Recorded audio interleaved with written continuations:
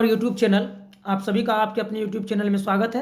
आज हम लोग क्लास 12 के इतिहास के महत्वपूर्ण प्रश्नों को देखेंगे। खास करके ये प्रश्न आपके 24 बोर्ड एग्जाम के लिए अति महत्वपूर्ण है। जो पहला प्रश्न आपके सामने आ रहा है, मुद्रा राक्षस किसकी रचना है? प्यारे बच्चों, इसका जो सही आंसर होगा, मुद्रा राक्षस किसकी रचना है? तो मुद्रा राक्षस जो रचना है विशाख दत्त की रचना है। Option C is right. Option C इसका सही जवाब होगा। चलते हैं अगले प्रश्न की ओर। अच्छा लगे तो पूरा देखिए, नहीं लगे तो कोई बात नहीं, मर्जी आपकी है, परीक्षा आपको देना है। मौर्य साम्राज्य का प्रथम शासक था। मौर्य साम्राज्य का, यानी समाज यहाँ पे लिखा गया है, साम्राज्य समझ लीजिएगा। तो ये थे Chandragupta Maurya. Is the right answer option C. अब की बार 350 प्लस पार करना अगर आपको, तो जुड़ जाइए अपने साथ और तैयार रहें। वेदों की संख्या कितनी है? तो 4। ऋग्वेद, यजुर्वेद, अर्थवेद और सामवेद, ये पता है आपको, 4 वेद हैं। नेक्स्ट, किस भारतीय शासक को नेपोलियन की संज्ञा दी गई? किस भारतीय शासक को नेपोलियन की संज्ञा दी गई?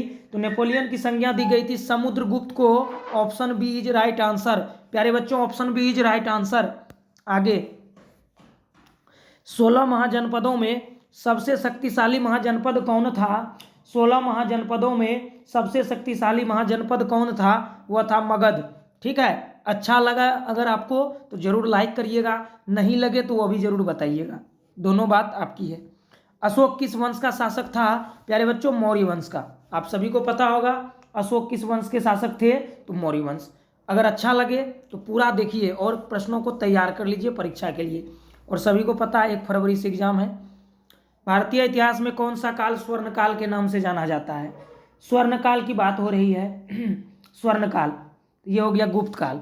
गुप्त काल को भारतीय इतिहास का स्वर्ण काल कहते हैं। क्लास 12 वाले बच्चे पूरा देखें इसको। प्रयाग प्रशस्ति किसकी रचना है? तो हरिसेन। किसकी रचना है? हरिसेन की रचना है। आगे बढ़ते हैं। मौर्यकालीन टकसाल का प्रधान कौन होता था? मौर्यकालीन टकसाल का प्रधान कौन होता था? तो लक्षणाध्यक्ष। ये डी ऑप्शन इसका। राज तरंगिनी, ये स्पेलिंग यहाँ पे नो होगा, ये वाला समझ लीजिए आप ऐसे। तरंगिनी के लेखक कौन है? तो कलहन। राज तरंगिनी के लेखक कौन है? तो कलहन है। आगे चलते हैं प्यारे बच्चों।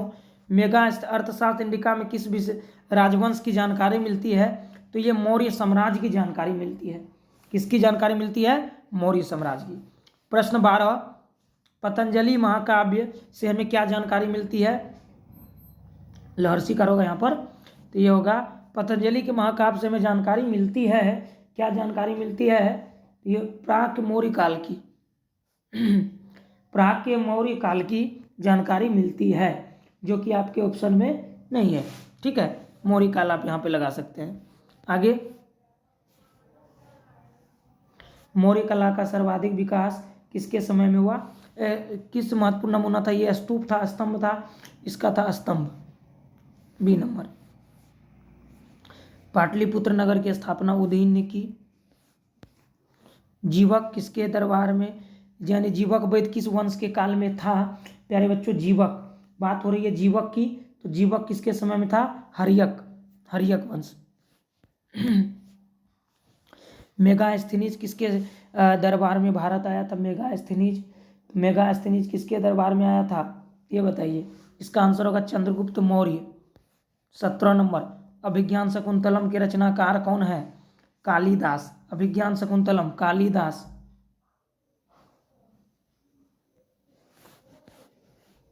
किस शासक को प्रियदर्शी कहा गया? अशोक को। एलोरा किस मंदिर, एलोरा कैलाश मंदिर किस राजवंश से निर्मित कराया गया था? ये अगला एलोरा एलोरा का आंसर होगा, ये किया गया था आपको राष्ट्रकूट से। ऑप्शन इसमें नहीं लिखे, ABCD समझ लीजिए। तक्षशिला विश्वविद्यालय कहाँ है? पाकिस्तान में है। तक्षशिला कहाँ है? पाकिस्तान में। कुल मिला के 20 प्रश्न है इसमें से। आप अगर पूरा वीडियो देखेंगे तो ज़्यादा मिनट का है नहीं, आराम से पूरा वीडियो देख ले। 4 से 5 मिनट का होने वाला है, और है ही 4 से 5 मिनट का। और इसमें हम सभी प्रश्न को शामिल किए हैं जो आपके एग्जाम के लिए अति महत्वपूर्ण है। ठीक है, इतिहास के प्रश्न काफ़ी महत्वपूर्ण है, एग्जाम में आपको दिखेंगे ऐसे प्रश्न, आप उसको तैयार कर लें। थैंक्स फॉर वॉचिंग, मिलते हैं अगले वीडियो में।